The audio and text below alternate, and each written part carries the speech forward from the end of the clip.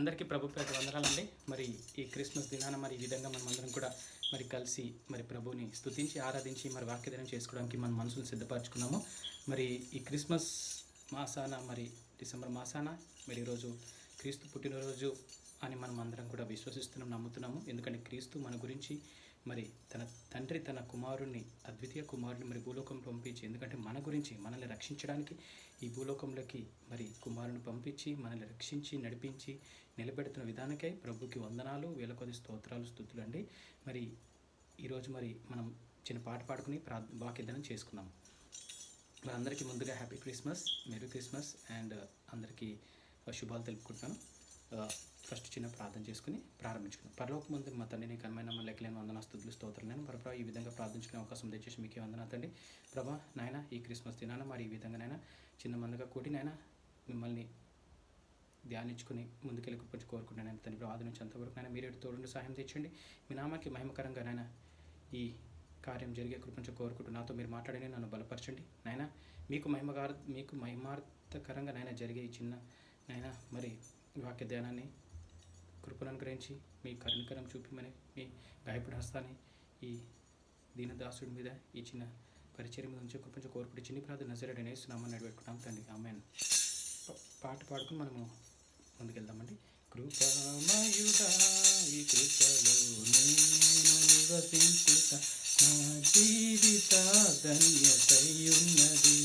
కృపామయుడా నీ కృపలో నేను నివసించుట, కృపామయుడా నీ కృపలో నేను నివసించుట, కృపామయుడా ఈ కృపలో నేను నివసించుట నా జీవిత ధన్యతయున్నది.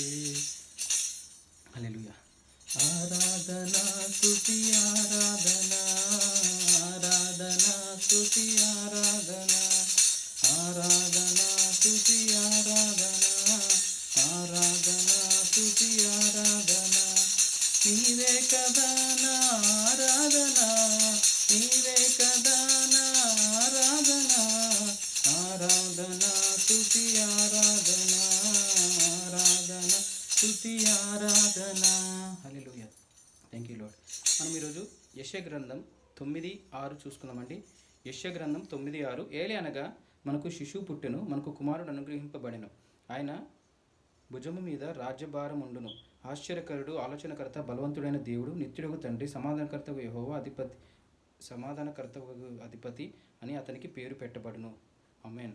మరి యెషయా గ్రంథం 9:6 వర్షం చూసుకున్నట్లయితే ఏలి అనగా మనకి శిశువు పుడతాడని చెప్పి మరి ముందే ప్రవక్త ద్వారా మరి మనకి చెప్పారు. మనకంటే మన కన్నా ముందు ఉన్న వాళ్ళందరూ కూడా బైబిల్ వాక్యం ద్వారా మనందరికి కూడా చెప్పింది ఏంటంటే మనకి శిశువు పుడతాడు, ఏంటంటే మనకు కుమారుడు అనుగ్రహింపడతాడు. శిశువు పుడతాడు, కుమారుడు అనుగ్రహింపడతాడు. ఆయన భుజము మీద రాజ్యభారం ఉండు, అంటే ఆయన భుజాల మీద చాలా భారం ఉంది. రాజ్యభారం అంటే, రాజ్యం అంటే ఒక కింగ్కి ఎంత భారం ఉంటుందో భుజాల మీద. ఇప్పుడు ఇప్పుడు మనం ఉన్నామంటే మన ఇంట్లో మన భారం ఉంటుంది. ఎందుకంటే పొద్దున లేగానే ఆ పని ఈ పని, ఆ బిల్లులు ఈ బిల్లులు అన్నట్టు ఎట్లా మనకి నెలవారీ మనకి పనులు ఉంటే అదే విధంగా ఈ కుమారుడు మన యేసుక్రీస్తుకి భుజాల మీద రాజ్యభారం ఉండునంట. ఆశ్చర్యకరుడు, ఆలోచనకర్త, బలవంతుడైన దేవుడు, ఆయన ఆశ్చర్యకరుడు, ఆలోచనకర్త, బలవంతుడు దేవుడు, నిత్యుడుగు తండ్రి, ఆయన నిత్యుడుగు తండ్రి, సమాధానకర్త యెహోవా, ఆయన అందరికీ తండ్రి, ఆయన సమాధానకర్త.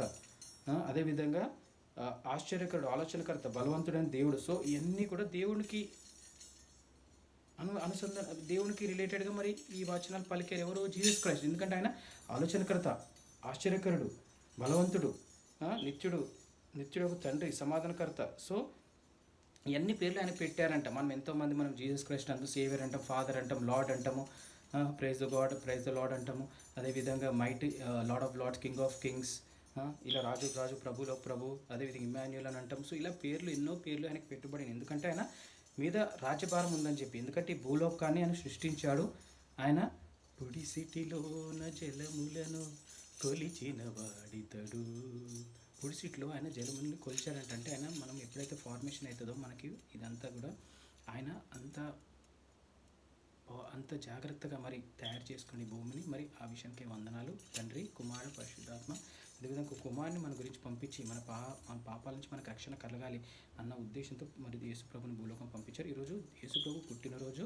మరి అందరం మనం మేరీ క్రిస్మస్ సెలబ్రేట్ చేసుకుంటాం. సో యేసుప్రభు ఎందుకు పంపించారంటే మన గురించి. ఎందుకంటే ఆయన గొప్ప దేవుడు మన గురించి ఈ భూలోకంలోకి వచ్చి మనలాగే కష్టాలు అనుభవించి, బాధలు అనుభవించి ఎలా ఉంటుంది జీవితం అనేది మనకు నేర్పించడానికి.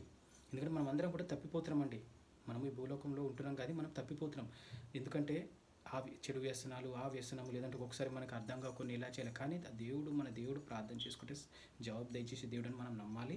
మన గురించి భూలోకం నుంచి మరి శిశువు పుట్టి మరి ఆయన పెరిగి పెద్దయ్యి మరి మనకి ఎన్నో నేర్పించారు. ప్రార్థన ఎలా చేసుకోవాలో నేర్పించారు. ఎవరితో ఎలా మాట్లాడాలి, ఎలా పీస్కి ఎలా ఉండాలి, లేదంటే ఎవరితో మనము శత్రువుల గురించి ప్రార్థన చేయడం కానీ, లేదంటే అన్ని విధాలు మనకి బైబిల్లో నేర్పించారు. ప్రార్థన ఎలా చేయాలని శిష్యులు అడుగుతారు, ప్రభు ప్రార్థన ఎలా చేయాలి, ప్రతిదీ కూడా చాలా జాగ్రత్తగా నేర్పించారు ప్రభు. మరి ఆయన భూలోకంలోకి వచ్చి మరి శిష్యువుగా వచ్చి మనందరినీ కూడా రక్షించడానికి వచ్చాడండి. అందుకే మనము యేసు ప్రభుని మన సొంత రక్షకుడుగా అంగీకరించి మనం బాప్తిసం పొందేటోళ్ళు బాప్తిసం పొందుతారు. ఆ విధంగా ముందుకెళ్తారండి. మరి ఈ చిన్న ప్రార్థన ప్రభు దీవించిన గాక. ప్రార్థన చేసుకుని ముగించుకుందాం. పరలోకమందరి మతని గమనం లెక్కలేని వందనా స్తుతులు స్తోత్రాలైన ప్రభా నాయన తండ్రి, ఈ విధంగా యెషయా గ్రంథం 9:6 వచనం చదివంతని వచనం నుంచి ఏం నేర్చుకోలేదు, మీరే మాకు సహాయం తెచ్చేసాం. మీకే వందనాతని ఆధునించంతా మాకు సహాయం చేసి మీకు వందనాతండి. నేను క్రిస్మస్ దినాన్ని అందరూ కూడా మరి ముందుకి సెలబ్రేట్ చేసుకుంటూ ప్రతి ఒక్క బిడ్డకు మీ మెండని దేవులు దయచేయండి. మీ కాపుదల, మీ నీడ, మీ తోడు ఆ బిడ్డ మీద నుంచి ప్రతి ఒక్క బిడ్డ మీద మీ కాపుదలు దయచేసి నేను మీ మెండని దేవుని కుమరించమని కోరుకుంటూ నాయన మీకే మహిమగంతో చెల్లించుకుంటూ చిన్న ప్రార్థన నజరేయుడైన యేసు నామమున అడిగి పెట్టుకున్నాం తండ్రి. ఆమేన్. అందరికీ shalom. Have a great day. Thank you.